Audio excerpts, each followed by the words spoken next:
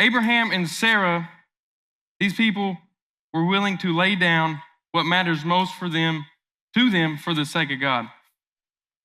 So Abraham was promised by God that he would be the father of many nations. I want y'all to keep this in mind, okay? But there's one huge problem there. Abram and his wife, Sarah, could not have kids. They were above the age of having kids, and it is predicted that they were 90 years old and 100 years old whenever all this happened. The idea of having a child at their age just seemed crazy, and it was crazy. And God told them it was going to happen. Abram and Sarah both laughed whenever God came down and said they will have a child at the age of 90, and Abraham was 100. So let me ask you this. Has anyone ever asked you anything that sounded super crazy to you, and you just sat there and you were in disbelief? Like, who puts mayonnaise on a hot dog? No, gross. Like, whenever somebody says that to me, I'm just like, dude, that's sick. That's what I think about. So today our takeaway question, our takeaway is going to be different. Our takeaway is going to be a question today. It's not a normal takeaway. And it's something that is extremely hard to do. And the question is, what are you holding back that God is asking you to lay down? So who has their Bibles? Let me see them. Dope. All right. Turn to Genesis chapter 12, verse 1 and 3. What is before Genesis, Gail? Genesis chapter 12, verse 1 and 3. If you have it, say yeah. If you have it, say hold up. Genesis 12, 1 through 3. Okay, ready now? Cool. Okay.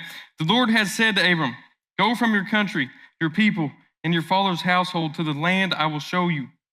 I will make you into a great nation, and I will bless you. I will make your name great, and you will be a blessing. I will bless those who bless you, and whoever curses you, I will curse.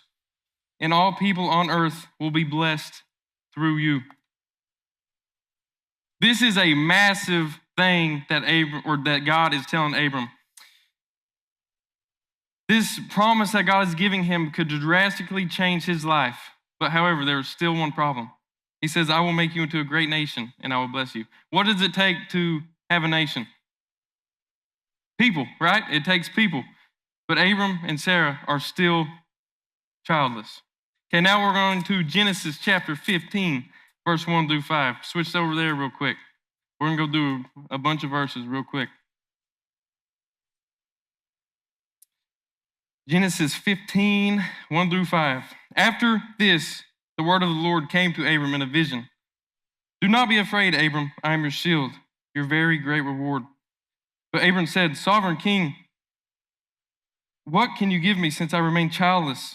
The one who will inherit my estate is Eliezer of Damascus. And Abram said, you have given me no children, so a servant in my household will be my heir. Then the word of the Lord came to him. This man will not be your heir, but a son who is your own flesh and blood will be your heir. Y'all know what the heir is? It is somebody who gets your inheritance. Like you'll get your parents' inheritance. Look up at the sky and count the stars. If indeed you can count them, then he said to him, so shall your offspring be. So God's saying he's about to have a whole bunch of kids, right? That's what I'm getting out of that? So some time has passed since God's original promise to Abram in chapter 12. And Abram is getting a little cranky because none of this is happening, right? He's wondering if the things that God promised him is actually going to happen. And wouldn't you be thinking the same? Abram basically says to God, he's like, God, these blessings means nothing. I have no son to give them to. So have you ever felt that way towards God? It's probably not about having kids though, right? It's probably about you see God doing these big things in other people's life and nothing is happening to you. Like you're being obedient to God and you're praying, but none of this is happening to you. And you've been patiently waiting, but it's going to happen. You just have to be patient because God's timing is perfect. But at this point, when Abram is saying all this to God and he's cranky, they are still sonless. Abraham begins to get impatient and he tries to take matters into his own hands. How do you think that ended? Right? Poorly. Rather than trusting in God's plan, Abram started to take control of the situation himself. And he slept with his servant named Hagar. And they had a kid. And Abram gets a son, but that is not the child that God promised. This wasn't the fulfillment that God was promising him, and this was Abram's attempt of taking control of the situation instead of leaving it to God and letting him do his thing. The promise that God gave Abram was between Abram and Sarah, not Abram and Hagar. So in Genesis chapter 17, I wish I could read you this whole chapter, but I can't due to time. But the child that God promised still has not shown up yet. And I want you to think about this for a minute. If God gave you a promise or he gave you a word and you have seen nothing in return for 15 to 25 years later, how would you feel? I wouldn't be happy. 15 to 25 years later. How old are you, Charlie? 12? Okay, say it's 20 years later, you'll be 32. That's a long time, ain't it? Like just add 20 years and that's how long that Abram waited. I hate waiting in a line at Taco Bell for longer than 5 minutes. Once that happens, I start getting hacked off, I get impatient, and I get thirsty when I get impatient. I don't know why. That's weird, right? Does anybody else do that? No, just me? Okay. It is a human tendency to become impatient. We want what we want, and we want it right now, right? We don't want to wait on it. We get on Amazon and we order it. But let's highlight a few things in Genesis chapter 17. So hang with me. We're going to go quick on this. We get the name change that we've been waiting on. Abram's name finally changes to Abraham. And God is declaring that he is to be a part of something new. Abraham left everything he knew and owned to follow God, and God declares a few things in Abraham's life. He tells Abraham that he will be the father of a multitude of nations. He tells Abram that he will bless him and he will bless the world through him. He tells Abram that it is his job to obey, it is Abraham's job to trust, and it is Abram's job to walk with God as God leads him. Let me get a drink real quick. I'm impatient. I've been waiting on that name change.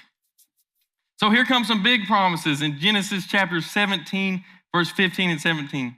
If you want to go there, you can, but I'm not going to read it. So God changes Sarai's name to Sarah, and he promises to bless her too.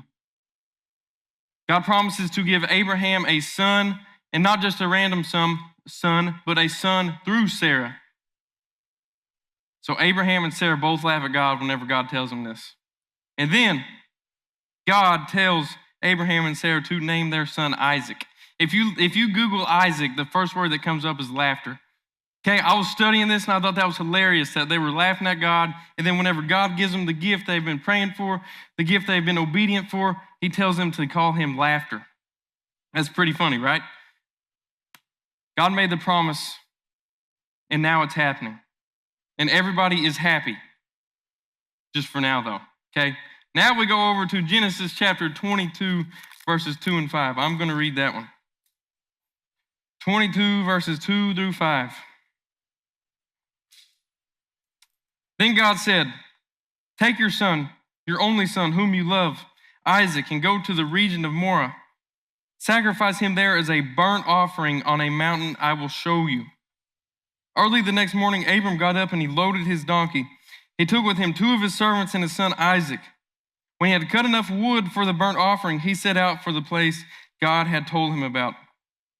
On the 3rd day, Abram looked up and he saw the place in the distance, and he said to his servants, "Stay here with the donkey while I and the boy go over there, and we will worship, and then we will come back to you." Hold up a minute. Wait a minute. He just got this son that he's been praying for, he's been waiting for, and now God is saying to go kill him and make him a burnt sacrifice. Do y'all know what a burnt sacrifice is? Like, it's not sugar-coated in here. So like a burnt sacrifice is they're going to build this thing, and they're going to put Isaac on it, and they're going to light it on fire. Okay? That is the burnt offering that God is talking about. And this right here is the true test of Abraham's faith. He's waiting on God's promise was hard, but now he's about to face the most difficult scenario any parent could ever imagine. Imagine your dad coming up to you right now and being like, hey,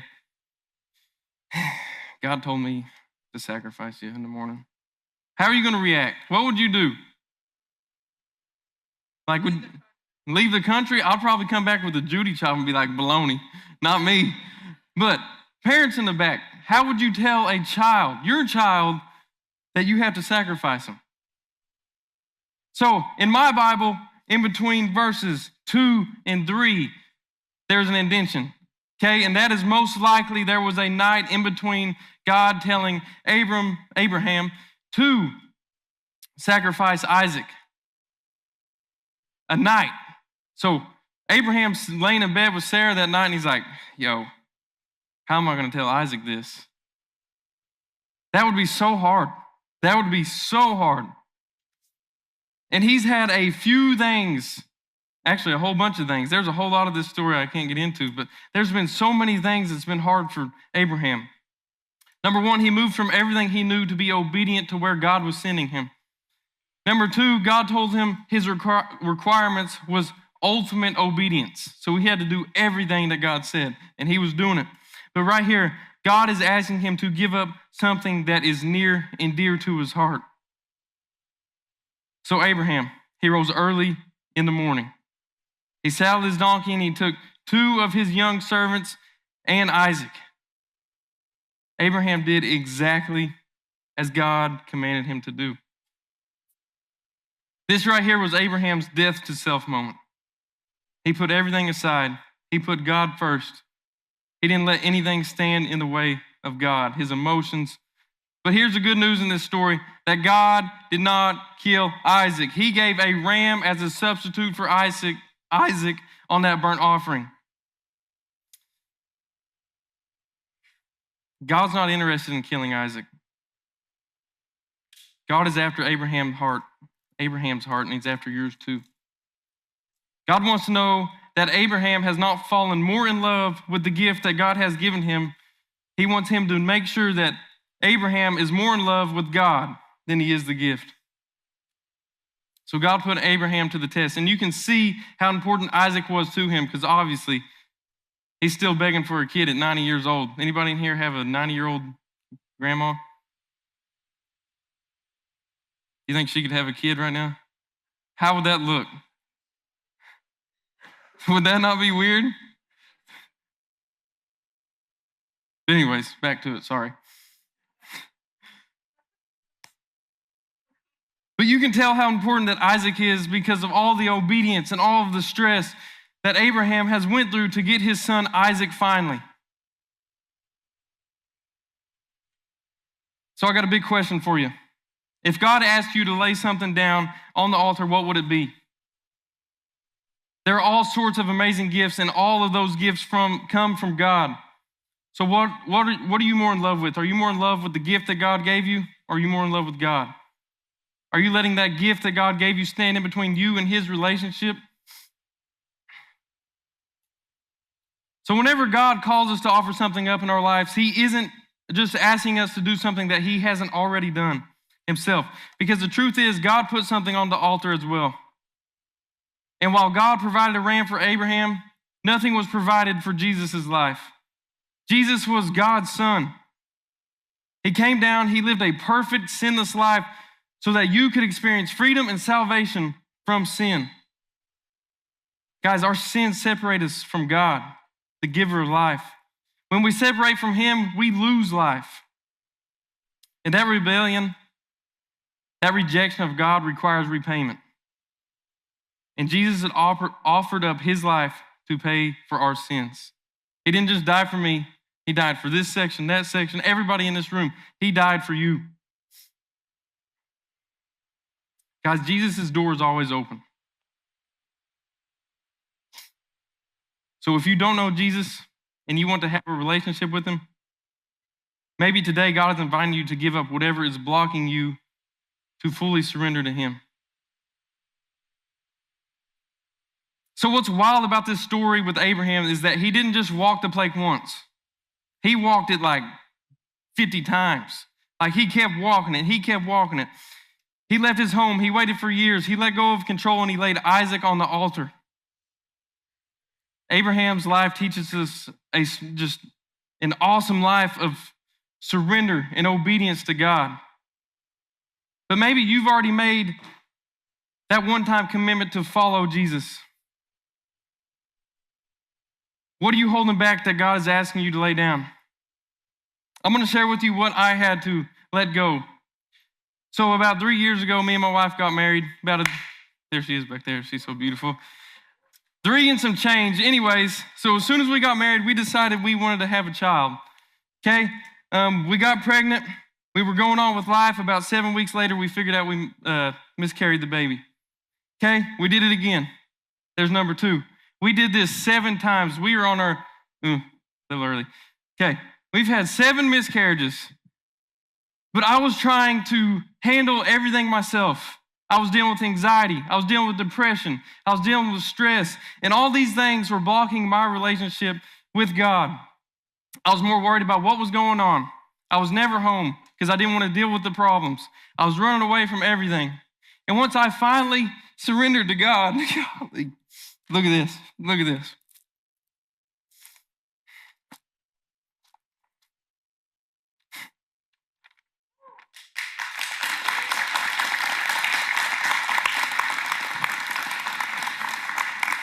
Okay, we're 10 weeks in right now, and this is the longest it has ever been. Okay, the baby's growing, the umbilical cord is right, the heartbeat is good, and this is something we have been praying for, something I've been fasting over, and it's finally coming to life. But that is not the only thing that God gifted me with whenever I surrendered everything to him. So whenever God called me to do ministry, I kind of pushed it down for like 2 years. Okay, the same day that Pastor Simeon called me and said, hey, you got the job, and I accepted it. An hour later, we have struggled with trying to buy a house. We have struggled our whole life. And then the same day I accepted the job, I get a call from the bank saying, yo, you just got approved for the house that you want. And is that not great? That is showing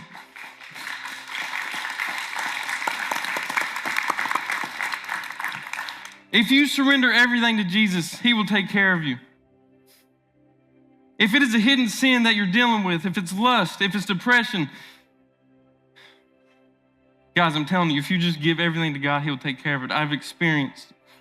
I'm sure a lot of people in here have experienced it. If it is a relationship with someone that is not God honoring and is blocking you from your relationship with Jesus, and that relationship is taking more of your time than your relationship with God, take it to the altar. Like I said, maybe you're struggling with anxiety or depression. I did. I tried to control it myself. But I can tell you that God is waiting on you to give it to him so he can control it for you. Philippians chapter 4, verse 6 has got me through a lot of stuff in my life, and it is, do not be anxious about anything, but with everything through prayer and supplication, with thanksgiving, make your request known to God. Guys, that verse just says it all. Guys, I want to tell you that God is still in the business of pursuing your heart. So what is he inviting you to offer up? Would you give it over to him? Because when you die to yourself and you let God control your life, that's whenever your real life will start.